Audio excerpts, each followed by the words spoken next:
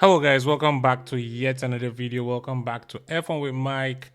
If you're a new subscriber, don't forget to like and subscribe. Help me reach my goal of 10,000 subscribers by the end of the year. So without further ado, let's get into today's video. This is my reaction to F175 and we'll be rating each team's livery as they were shown to us. So let's get into it. Now, overall, honestly, for F175, I did not have an expectation. Now, if you're thinking, what is F175? So, Formula One basically had an event at the O2 Arena in London, and it was for all teams to showcase their livery for their 2025 cars. And honestly, I would say it did deliver. I didn't know what I was expecting, but I thought it would be a snooze fest. You know, something that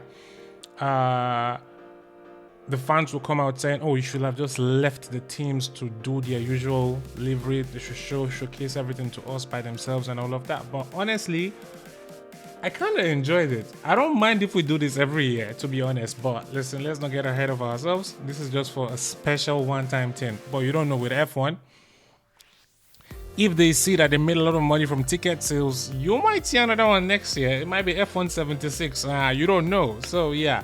But overall, I think the show was amazing. From the host, oh my god, Jack Whitehall. That guy, he hosted that show like a pro. He's the I don't think nobody could have done anything better than that. He just did everything amazing from the beginning. He was roasting everybody. He started with Max Verstappen, Lewis, George, Toto, even Mike Crack. If you don't know who Mike Crack is, I think that's the team principal of Aston Martin, former principal, because I think his position has been changed. And also, the highlight of the night for me was the FIA getting booed. Now, I didn't expect that to happen, but hey, if it happens, I'm gonna take it, right? So, overall, I think it was an amazing show. Choice of music, I think the band at the beginning, I didn't feel them as much, but listen, everybody has their own taste. I'm not gonna fault them for that because they cannot please everyone, to be honest. So for now, let's get into the liveries of each teams, and I'll do them according to the order they were shown, you know.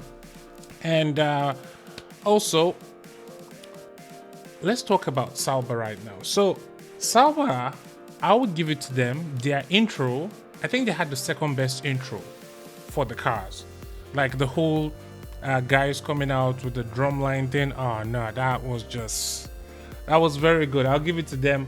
Their introduction was so good, so good. I'll give it for the night. I'll give them second best, probably maybe second or third best thereabout, because they kind of made it a bit interesting compared to guys like Alpine. I'll get to Alpine very soon.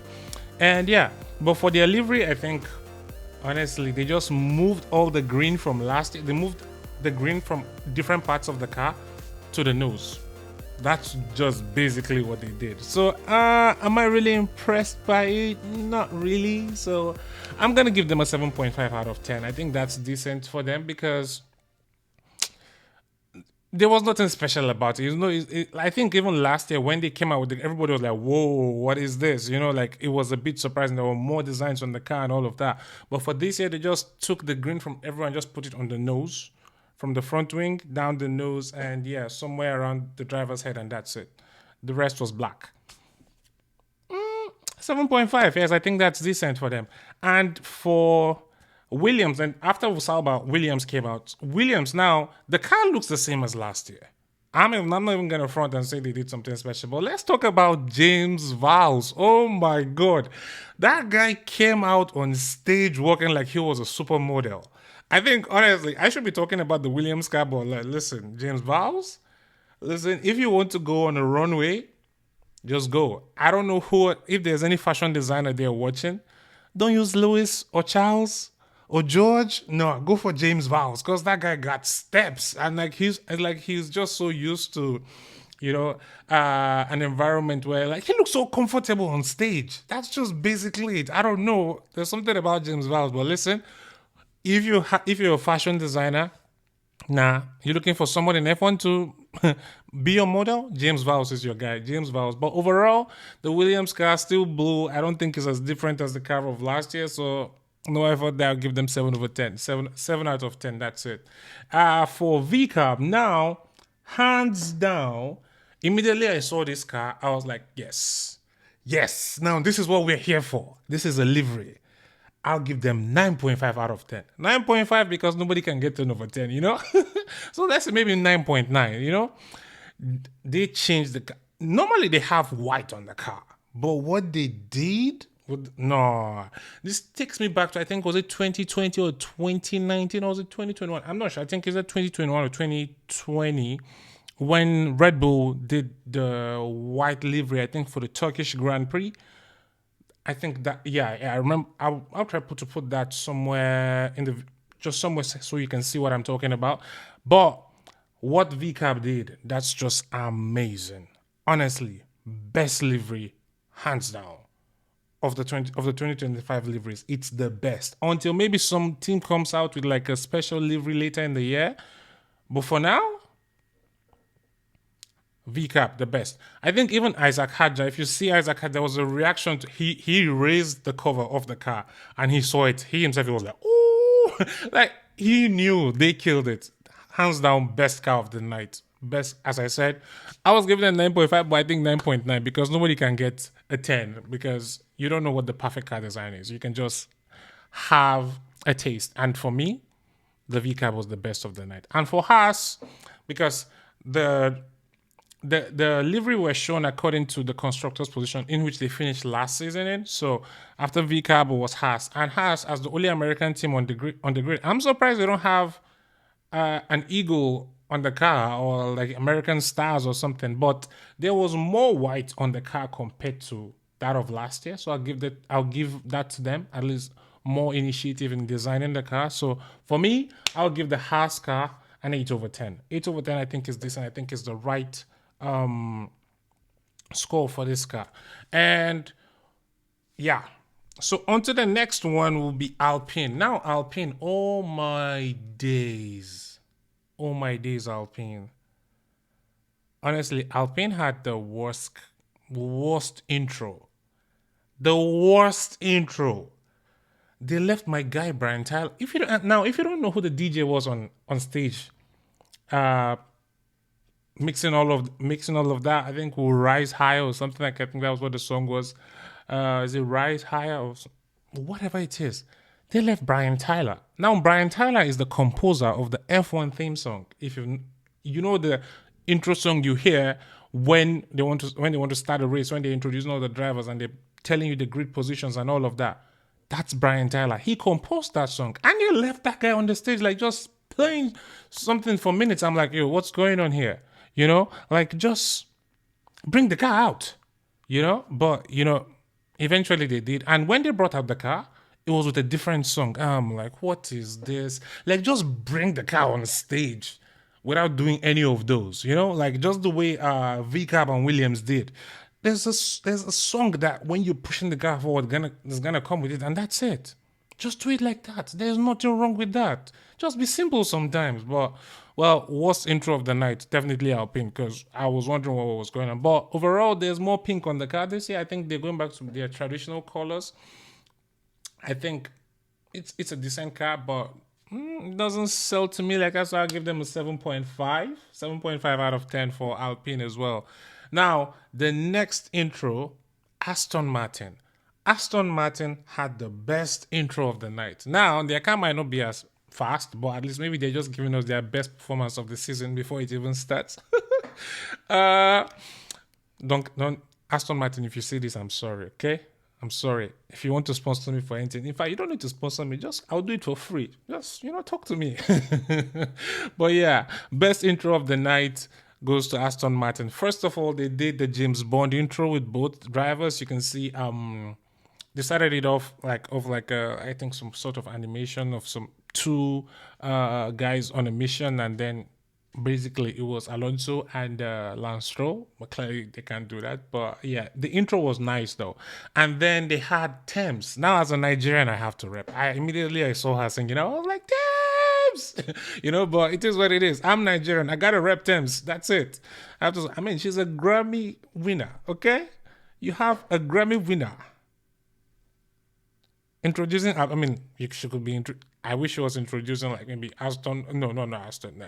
Ferrari or something. Like that would be yeah. But let's keep that aside. I'm so happy she was there though. So Thames coming out uh, with the Aston Martin car, green as usual. Honestly, I don't think there's different from last year to this year, but I like green, so I give them a 7.5 as well. I wish, honestly, I think most of the cars could have done much more better than they did. But then also, when you're painting these cars, you have to take into consideration weight, right? So that's why a lot of these teams will not put into consideration so much the paint on the car. Of course, as long as every sponsor is there on the car, they're fine. They'll just look for colors to go around, and also performance gains as well. I think if you remember last season, Alpine didn't spend so much time on painting their car because their car was overweight. So they were trying to reduce weight as much as possible. So before they eventually started painting the car, and that for them to come out with the pink and the blue this year, I think Alpine also maybe have found some performance gain. So yeah. Next car was the Mercedes. Now Mercedes doubled down on their every dream needs a team mantra. Because if you remember last season, they were like criticized for it because I think Hamilton was leaving and they were like, why are they using every dream needs a team? They should be focusing more on Lewis. And you know what? I kind of agree with them because yes, every dream needs a team. Because like you're my team now. You watching this, you're my team. You're helping me grow. So yeah, but you know what? I can understand why they would go with that. But after that, for me, the car looks the same from last season as well. No more change. I expected so much from them. I think, given the fact that Lewis was leaving, I thought they would go like a different direction in the painting of the car and the design of it as well. But silver arrows, same yesterday, same this year. 7.5 for Mercedes. Now they also gave us the first slow pit stop of the year. I saw them changing the. I'm like, what? What are you trying to do? I mean, I think it was just for show, but it was a very slow pit stop. I think maybe 3 or 4 seconds thereabout. Yeah. So 7.5 for Mercedes. Now, next car is Red Bull. Now, Red Bull, as in Red Bull fashion, the party guys on the grid, rebel of the Formula One grid. I mean, they put on a short clip of some car enthusiasts, some car lovers, like on the way to the O2 Arena. Then a party on stage. You could see Max Verstappen's face. Max Verstappen's face. He was so not ready to be there. That guy just wanted to go home. You know, when an introvert is put on stage to like go talk about something, that was Max Verstappen. He just wanted to get out of there, to be honest. But then Red Bull style, people partying in the background, the car coming forward. Max Verstappen on one side, Liam Lawson on one side, and they just brought it. And like there was no interview for both of them. I honestly just simple and easy. But I think I kind of like the Red Bull car, even though it looks like almost the same as last year. I think even before the show, Max was like he hopes there's more color on the car, like they should do something different because every year it's almost the same. But Red Bull is just classic with their navy blue color. And honestly, I think there's more blue on the car this year, so I kind of like what they've done with it. So I give them an 8/10. For me, it's a classic look. They just keep on improving on it. And the next car, Ferrari. Now, Ferrari started off with a very nice touch. I think they started off like with how will I call it now? It's like a tribute to Enzo Ferrari, which was nice, a nice touch. And they had this mantra, "We are for racing," which is true. Ferrari is the only team in Formula One history that has been in has competed in every year of the championship. So you can see also why they are the best team on the greatest team on the grid. Every driver wants to drive for Ferrari, and I love the way they went with their car this year, the dark red. Now, me, I like it a lot, but I've seen people on the internet say, yeah, the white, the white at the end with the HP logo, and they say there's too much HP on it. Less HP, more red. Honestly, I love it either way. I don't mind. But because, I mean, they are Scuderia Ferrari HP. HP has to be there. How you put it in there, maybe they could do a better job with it, but the logo is white. They have to do what they're given with, and it's a title sponsor. So They have to be very visible and evident there. So yeah, for me, I'll give the Ferrari the 8.5 over 10 because I think it's a very beautiful car. Maybe the white was too much. I can agree with that, but you can't fault them for doing that. That is the only option. Maybe if HP agrees to change the logo to maybe something red, then maybe we'll have a dark HP logo, maybe something black, and then the red covers it. It might not be so visible though. That's the problem. There has to be visibility for all these brands on the car. So that's where the issue is. Now, and they saved the worst for last, McLaren. Honestly, it was just carbon fiber and some like maybe a little bit of papaya on the nose. That's it. Like at this rate, you could have just given us the camo livery that they showcased last week at Silverstone when they were doing like a rundown for the car, like a shakedown for the car. Sorry, what was that? I saw the car and I was like, what are they even doing? Why? There's no effort in this. Honestly, worst livery of the night, McLaren. I give them a 4 over 10. I'm not even gonna say much again, but that's it. Anyway, let me know what you think in the comment section. Did you enjoy the show? Do you think it was too much? Do you think it was on Formula One like? I enjoyed it. I hope you did as well. So yeah, let me know what was the best livery as well in the comment section. But overall, I think honestly, VCAB had the best livery. I think followed by Ferrari, then for me, then Red Bull, then probably Haas. Yeah, I'll give Haas. But the worst of the night has to be McLaren. I don't know what they were doing with that car. It was just carbon fiber and little papaya on the nose, and that's it. Honestly, for Constructors Champion, I wish you guys did better. But yeah, that's my thoughts. Let me know what you think in the comment section, and don't forget to like and subscribe, and I'll see you in the next one. By the way, preseason testing starts next week. I might be streaming that one. Not like I don't want to get banned, okay? I mean, there's also a reason I don't include F1 videos on my content is because I might get like copyright strike, and I don't want any of that, okay? Anyway, have a good one, and I'll see you soon. Peace out.